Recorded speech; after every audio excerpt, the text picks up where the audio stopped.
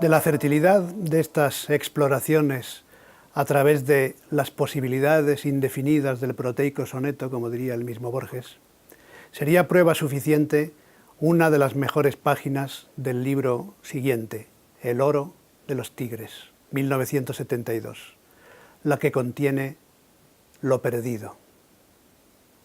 ¿Dónde estará mi vida, la que pudo haber sido y no fue?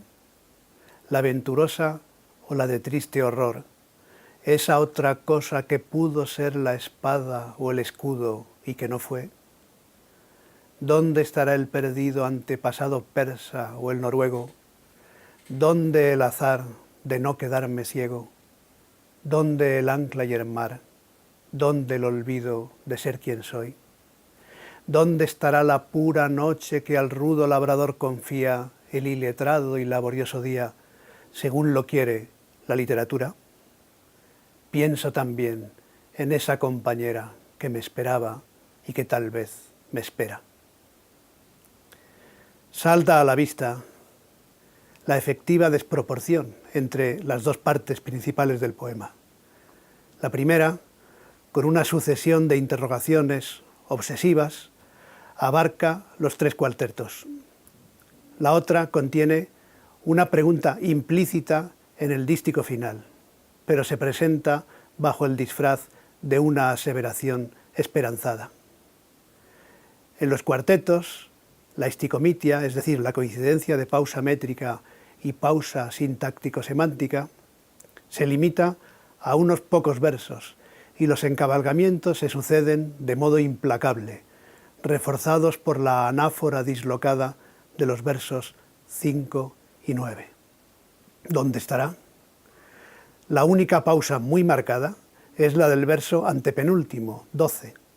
Sin embargo, el quiebro del pareado no es solamente gramatical y estilístico, pues introduce el tema del amor, evitado en las evocaciones anteriores, en las que se alude vagamente a una vida incierta o con toda claridad a otros posibles azares y destinos: el heroísmo, el linaje, la ceguera, la milicia, la navegación, la labranza y la ubicua literatura.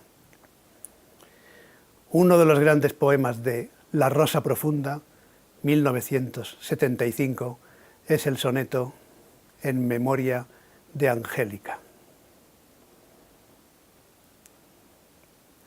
¿Cuántas posibles vidas se habrán ido en esta pobre y diminuta muerte? ¿Cuántas posibles vidas que la suerte daría a la memoria o al olvido? Cuando yo muera, morirá un pasado. Con esta flor, un porvenir ha muerto en las aguas que ignoran, un abierto porvenir por los astros arrasado. Yo, como ella, muero de infinitos destinos que el azar no me depara. Busca mi sombra los gastados mitos de una patria que siempre dio la cara. Un breve mármol cuida su memoria. Sobre nosotros crece, atroz, la historia. A diferencia de otros sonetos que hemos comentado por sus rupturas estróficas, y aunque no le faltan los encabalgamientos, como abierto porvenir e infinitos destinos, llama la atención el respeto de las partes tradicionales del soneto, como si el poeta intentase preservar la solemnidad epigráfica exigida por el tema. Los cuartetos, además, presentan la doble dimensión, individual y colectiva, de la muerte, confirmada en el dístico final. El texto está inserto en la vieja tradición de la contemplación de un sepulcro o de una lápida, con los efectivos deícticos y sobre todo con el breve mármol del penúltimo endecasílabo, que tiene innumerables resonancias clásicas, cerrando un soneto que es una suma de talento y tradición. Por ejemplo, ¿cómo no ver al mejor Francisco de Quevedo en esas aguas que ignoran? Entre los 19 sonetos de La moneda de hierro, 1976, hay 4 alejandrinos y uno solo a la italiana. A ese libro pertenece otro soneto justamente famoso, El remordimiento, que quizá contenga el más impresionante de todos los encabalgamientos borgianos. He cometido el peor de los pecados que un hombre puede cometer. No he sido feliz. Los 2 libros siguientes, Historia de la noche, 1977, y La cifra, 1981, parecen apuntar al abandono del soneto, pues el primero solo contiene un par y entre los 45 poemas de La cifra, únicamente uno es un soneto, el titulado El ápice. Sin embargo, en el último de los libros poéticos publicados en vida de Borges, Los conjurados, 1985, casi un tercio de las composiciones son sonetos. De hecho, el soneto se erige como forma métrica principal en un conjunto dominado por la vuelta al versículo y a las composiciones en prosa. La evocación manriqueña del título de uno de esos sonetos, Cifra, en una metáfora que interesó mucho a Borges, nos aboca a la lectura de un texto poco comentado, que sin embargo es un prodigio de conciencia formal.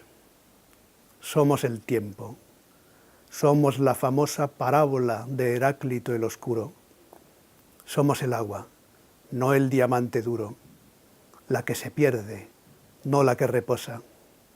Somos el río y somos aquel griego que se mira en el río. Su reflejo cambia en el agua del cambiante espejo, en el cristal que cambia como el fuego. Somos el vano río prefijado, rumbo a su mar. La sombra lo ha cercado. Todo nos dijo adiós, todo se aleja. La memoria no acuña su moneda. Y sin embargo hay algo que se queda, y sin embargo hay algo que se queja.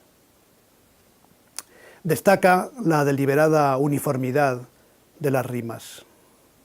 Las del segundo cuarteto incurren en asonancia, griego, reflejo, espejo, fuego, y el mismo procedimiento se repite en los tercetos, desactivando la estructura tradicional de rimas contrastantes, aleja, moneda, queda, queja. El esquema de rimas y la disposición retórica, con ese somos anafórico de los versos 1, 3, 5 y 9, confieren una estructura peculiar al soneto, con ese cuarteto final en el que la armonía de rimas crea el deslumbrante broche de un pareado facticio. Una vez más, el poeta se complace en la ostentación de la identidad casi total de los 2 versos que lo forman. El soneto On His Blindness es otro de los mejores de los conjurados.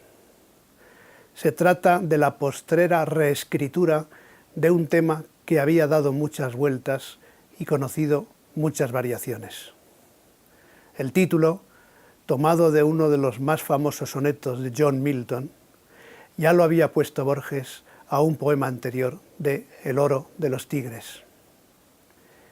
El vínculo temático con otros textos sobre la ceguera, propia o ajena, se perfecciona con un parentesco formal. El de Los conjurados dice así: al cabo de los años me rodea una terca neblina luminosa que reduce las cosas a una cosa sin forma ni color, casi a una idea. La vasta noche elemental y el día lleno de gente son esa neblina de luz dudosa y fiel que no declina y que acecha en el alba. Yo querría ver una cara alguna vez. Ignoro la inexplorada enciclopedia, el goce de libros que mi mano reconoce, las altas aves y las lunas de oro. A otros les queda el universo, a mi penumbra el hábito del verso. Como hemos visto en una lección anterior, en Una rosa y Milton el encabalgamiento entre los versos 8 y 9 acentuaba el dramatismo, acercó a su cara sin verla. Y en el primer, On His Blindness, de El oro de los tigres, el verbo principal hacía de gozne en ese mismo punto entre la parte concesiva y la parte adversativa del texto. También en el soneto de Los conjurados, Borges echa mano del mismo recurso con esa mezcla de audacia y simplicidad que caracteriza a su poesía. Tras la constatación de un estado, al cabo de los años me rodea una terca neblina luminosa, el encabalgamiento da énfasis y confiere suspensión a la estratégica manifestación de un deseo. Yo quisiera ver una cara alguna vez. Al paso que hace explícita la implicación emotiva y confesional del yo, confirmada de inmediato. Ignoro. La enésima coyunda de la rima final, universo-verso, que ya hemos visto aquí varias veces, rica y pobre a la vez, podríamos decir, rima rica y rima pobre, conmovedora por previsible, expresa sin exaltación la conformidad ante el destino consolador de la literatura. Borges escribió una vez hablando de los clásicos, como si toda fuera deliberado, fatal. Es imposible no evocar aquí estas citadísimas palabras con las que definió Borges a los clásicos del pasado.